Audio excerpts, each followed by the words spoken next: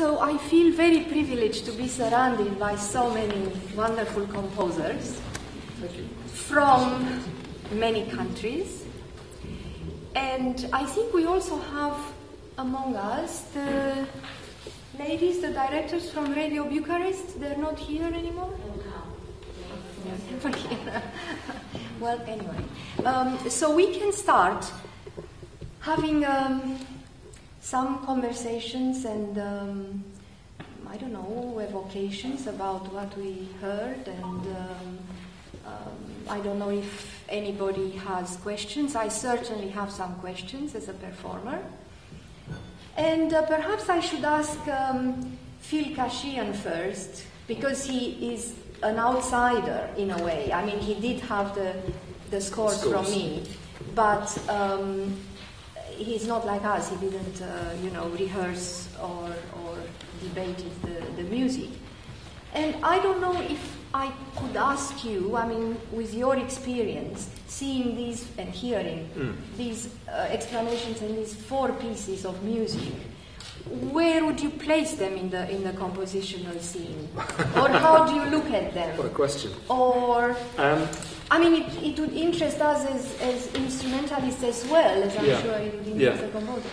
Well, before answering that question, or maybe not answering that question, I just want to say it's really interesting to hear 4 very, very different composers.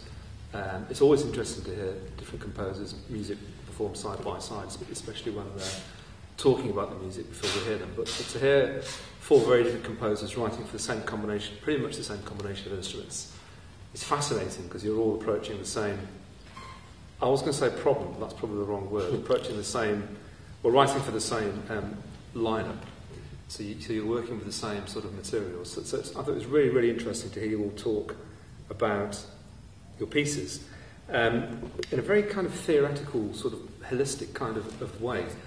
I really don't like sort of labelling composers and saying where I think they fit into the scheme of things. I don't think that's a composers should worry about that. That's for critics and musicologists, if we care what they have to say. But I'd like to ask the 4 composers is, having heard all this very interesting theoretical sort of background to the pieces, I'd like to ask you where the notes come from. Carl, do you want to tell us where the notes come from? For this piece particularly. How did you start this piece? What's the very first thing that you did? This is a secret, but no secrets allowed. No, in my composing, I come sometimes or periodically back towards, let's say, some other earlier compositions of mine. Right. And for example, this piece relates on an earlier piece which was composed for voices, but this is not the only one. So I think it's the third maybe that is like in a way a variation of the older mother piece. Is it a memory of that piece, or are you literally taking material from it? No, it's not a memory, no, because otherwise, memories are imprecise, no. Which could be an interesting thing for a composer. Yeah. In precision. Oh, I think my music is imprecise enough. Yes. I work with Seems very precise looking at the score. Yes, Seems absolutely but the result, immaculate. I think I appreciate on my own music that there is a discrepancy between, let's say, the very ordered aspect of the score and the final result, which interests me in being, in fact, very changing. Yeah. It's always moving and transforming, isn't it? Right. So I have affinity with the technique, big sculptor of the former century, Giacometti, used. And he was in a, if we can say, I can say this, sort of magister, a sort of a master, more than teacher for me. I was many years preoccupied with his way of being, way of creation, and he became the main character of my chamber opera. So Giacometti remodelated a sort of model, a sort of figure, of silhouette, as probably most of you know. And so I felt myself very close to this, not being satisfied with what when I finished a piece. And as I felt this material can produce, when you speak very pragmatical, something again. And so it's like the notes come from varying older materials. But what interests me is what I take, right, and how I'm doing. And for example, this piece, if we just make it like an example, was written for 6 voices. So, here I have 4 characters, so I transformed the material. And there is already a time that passed between that moment and this moment. So it interests me, my own attitude against the same, against a piece which I thought is finished. Yeah. So this is also the technique of palimpsest, to write over an older piece. And this interests me. This is something Wolfgang Riem does, isn't it? No, but I have connections with the German School of Composition because I studied there, and there is a period in my biography or in my work when every note came from somewhere, and now I feel more relaxed about the generation of the material. This maybe it comes with time or experience or the evolving of everyone, each one evolved. I think it's not like not being able. I was very able, and I had extremely complex geometries, and I know someone, a musicologist, wrote a paper on a piece of mine from the 90s, and it was like this, and there were plenty, because it was there, very, very hard working on the material, and it was a good music, in fact. But when you hear the music, you don't really think of the material. No. And this is what I want. My music should have something which is maybe confusing. Is this music very well structured, very constructed, or is free? Right. Is it an answer? Yeah, absolutely. Can I ask the rest of you the same question? How do you start a piece? Where do the notes come from? What's the first thing you do when you sit down to write this piece? The most difficult part, isn't it, getting started? For my case, the notes was already there in the Messiah piece. That's where I started. In the Messiah, so the notes were already there. So I found some a piece like this, the Messiah piece, there's so many things about it to consider. And one of the processes you have as an artist or a composer, when you work over a long period of time, one of the things you do is to find out what kind of composer you want to be, or what kind of composer you don't want to be. So of course there's lots of things I really admire. What sort of composer do you want to be? We'll see in a couple of years. So, what sort of composer don't you want to be? Might be a better answer. And it's on the way. Right. One thing I don't want to be is to be too strict in my choices. I'd like them to try to have an open mind every time I start composing something, and to see what this piece is really about. Inspiration comes from God knows where, and that's something authentic. And my job is to find out what is this kind of material. Yeah. And in the Messiah piece, I had to find out what in this piece of music is I don't want to use, what I don't admire. In many ways, I think for me, Messiah is a bit too slow and kind of stand still. I like progression, and I like some dramatic and rapid changes. Momentum. When something I do like is this kind of very clear harmonic language. So for the first movement that you heard here is based on 3 or 4 harmonies from the 5th movement and the first 6 or 7 notes in the cello. And I took these notes and started to create new harmonic material with them, displaying them in different ways in the piano, different voicings, and then applied some techniques that I always use on my own harmonies to see, okay, what's behind them. So I try to make a kind of shadowing or mirroring messages. Does the piece slowly reveal itself to you as you're going through all these sort of processes and sort of technical ways of starting to write the music? Do you sort of start not having a very clear idea of where the music's going, or do you plan before you start and know what's going to happen? That depends from piece to piece.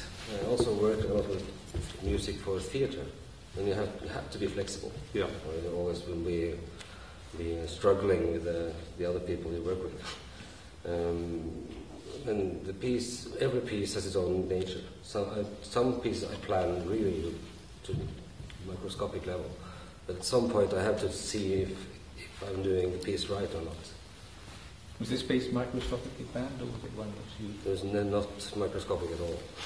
Macroscopically planned? Maybe microscopic. The material gave me something, and also led the piece in this way. And may I ask, because I like so much the idea of your going to Ravel, and because it's such a famous piano piece, and so dramatic in its own way. I mean, how did you jump from Pollock and Roscoe to Ravel to the Gibet? And I mean, did it have anything to do with the first movement of the piece, or nothing at all, or did it just happen that you thought of Ravel's? He's French. I think it has something to do with you being French. But did you think, oh no, who I can take as a model from? Isn't there substance in choosing particularly this piece? I mean, it is really poetical. We didn't hear it today, but that ending, and the effects that you create there, and you say that Messiaen is slow, but I think your Gibet is even slower than Messiaen. Even more transparent, maybe. Well, but you keep the tension, and you keep somehow on one single note. The listener listening intently. Mm-hmm. So I think it's a virtue to be able to write something like that and keep the interest of someone's ear. Thank you. Because Rothko is a kind of exercise in minimalism of a kind, isn't it? Of course. Does your reflection of Rothko reflect his simplicity? The last period of Rothko, we notice these squares in different colors. It's pure form and pure color. For me, it's a link from Ravel and Messiaen and Rothko is the use of color. It's very much strong and clear, and also melancholic kind of colors. Yeah. So that's one of the links, and also the poeticism. But I was wondering whether the melancholy of Rothko and the melancholy of Le Gibet was a connection. Not even having heard of it. Well, this is it. I still don't know how Le Gibet came into it. I was delighted to see this piece. Well, I am a piano player, so I've been working through all of Ravel's pieces, and I admire Well, you could have admire them chosen for years. Starbo, you know. No, it just has something to do with my own temperament, maybe. This poetic side of Ravel, and also Messiaen is doing something to me. It's awakening something in my ears. Yeah, no, I think it was a great asset.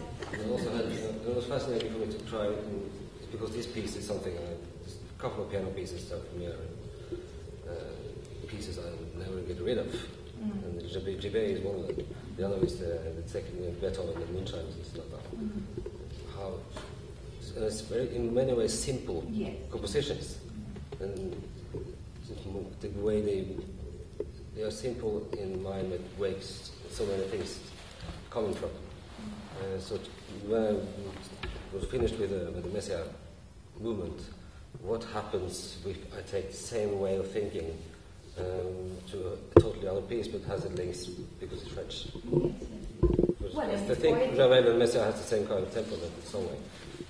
What's the difference between the simplicity of Messiaen, which you find boring, or the slowness, and the simplicity of these other? I admire the simplicity, but I'm bored with the slowness. But you know, it doesn't have to be slow. I mean, You can be simple and fast.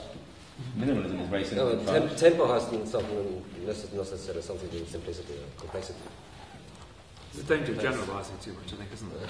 Always. Do you compose at the piano? Because you're a pianist. It took me almost 15 years before I dared to write for the piano.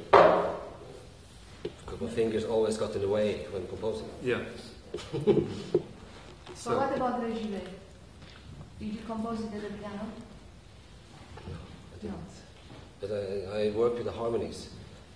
And I'm also a jazz piano player, and the harmonies in Regivet are in many ways contemporary to lots of jazz music nowadays. So it has some connections in language.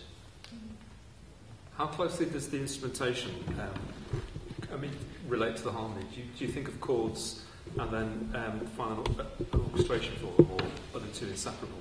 Because there's a lot of the timbre is quite an important element in your piece, isn't it? And I'm wondering if that's something that comes when you score out the piece, or whether that's integral to the harmony. Again, I have to say it varies. Both on the instrumentation and also what kind of piece I'm making. The piano gives some of the instrumentation just because of the connection of the overtones. It varies. Each piece different approaching. Some ways. I'm usually more, I always spread my harmonies out more than with this. Right. And always this one harmony can be mirrored in so many ways and still be almost the same, but a little slight nuance just from changing to those positions, interposing another differential tone. Something changed it, but still come from the same note. Not only that was an answer, but there's so many things I'm thinking. Salvador, where do your notes come from? When you sit down to work, how do you get your notes? I try to first I plan my general plan. Like a general idea for the whole piece. Yes, and a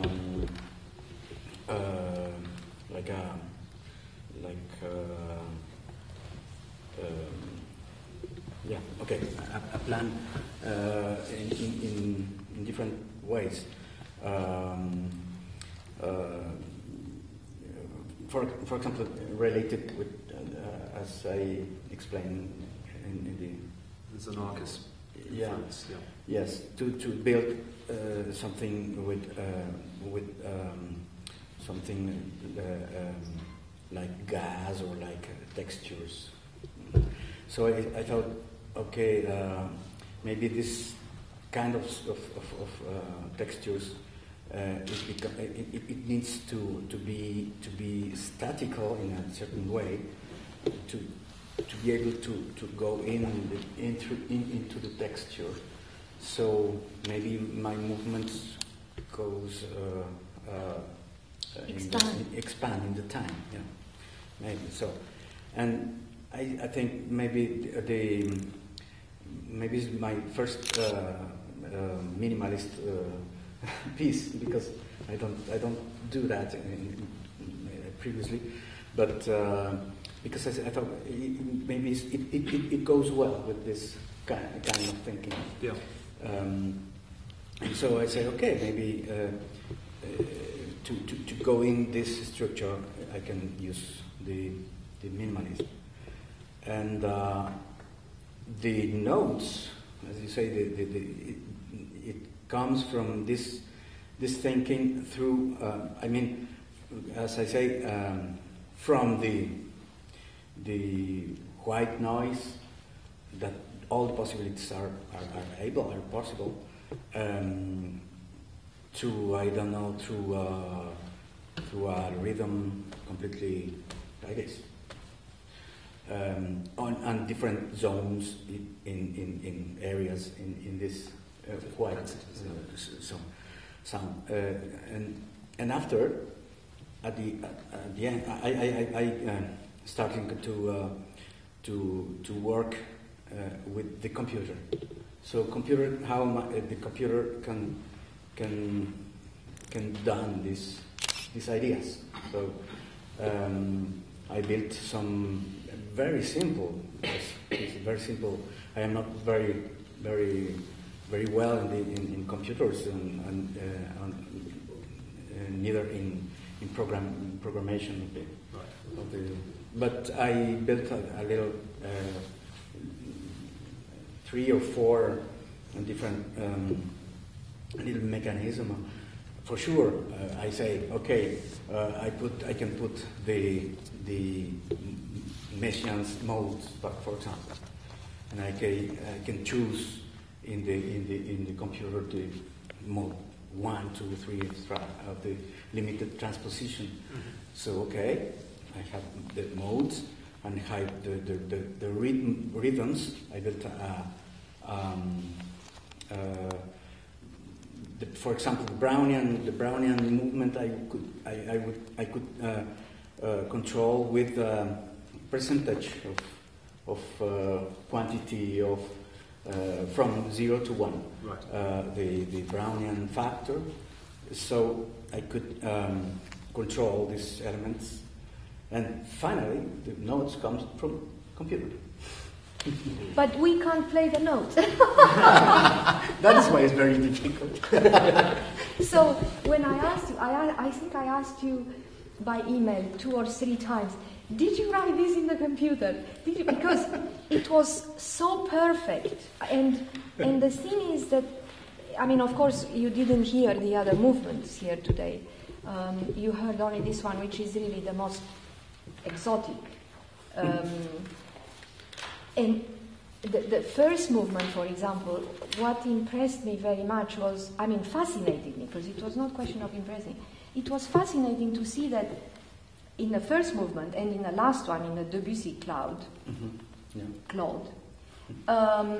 you give the right and left hand something unbelievably difficult. I mean, I think I spent months just, it's more difficult than any Bach, than anything. You know, the hands are not used to do that kind of distances and so on. At the same time, it feels very pianistic.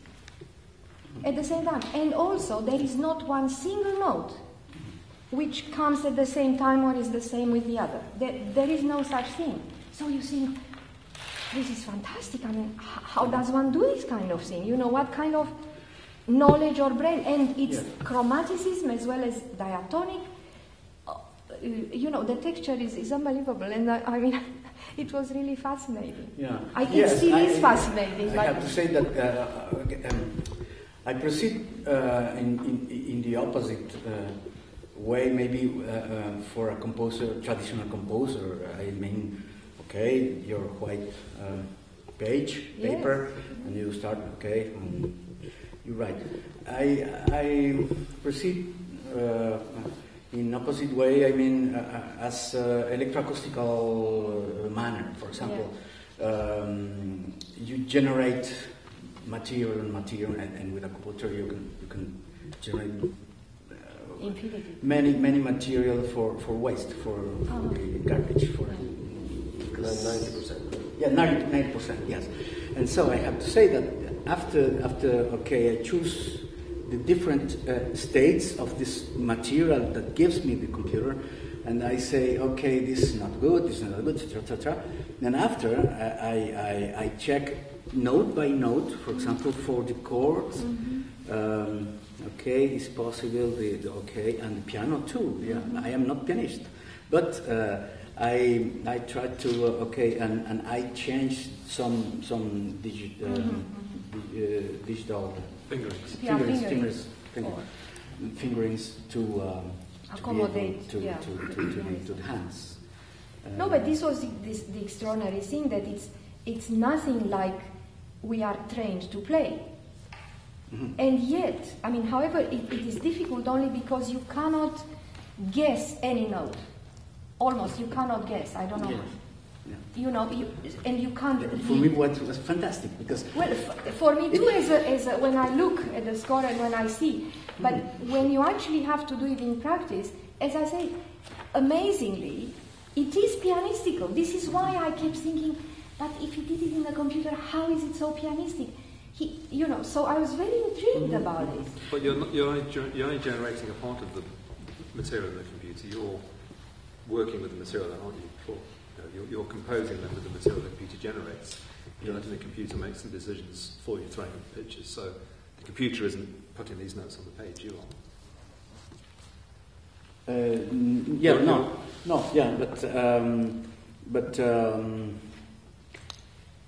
Yes, I can record the results of the computer and transform them to notes, to pitches, and then write the pitches.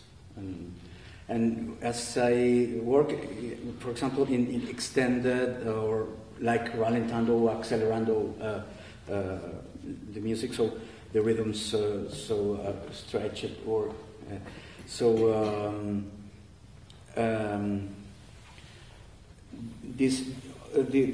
computer gave me the values of the durations. Right.